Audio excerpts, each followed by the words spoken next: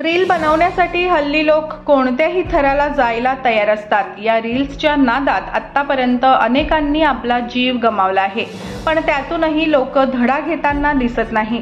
लोक रीलसाठी कधी स्वतःचा तर कधी इतरांचा जीव देखील धोक्यात टाकायला अजिबात घाबरत नाहीत। यात हल्ली रेल्वे स्थानक, ट्रेनच्या पटरीवरही अगदी बिनधास्तपणे रील किंवा व्हिडिओ शूट करत असतात।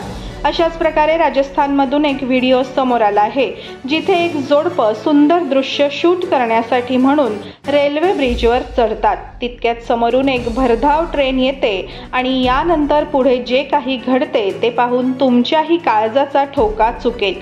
या घटनेचा व्हिडिओ सध्या सोशल मीडियावर व्हायरल होत आहे। ही घटना राजस्थानमधील काश्मीर म्हणून ओळखल्या जाणाऱ्या गोराम घाटात घडली आहे, जिथे पर्यटक फोटो आणि रील्ससाठी आपला जीव धोक्यात घालताना दिसतात। अनेक पर्यटक धोकादायक ठिकाणी जाऊन अपघाताला बळी पडतात। शनिवारी ही गोराम घाटात एक जोडपं तेथील सुंदर नजारा पाहण्यासाठी आले होते। यावेळी रील बनवताना त्यांचा एक गंभीर अपघात झाला।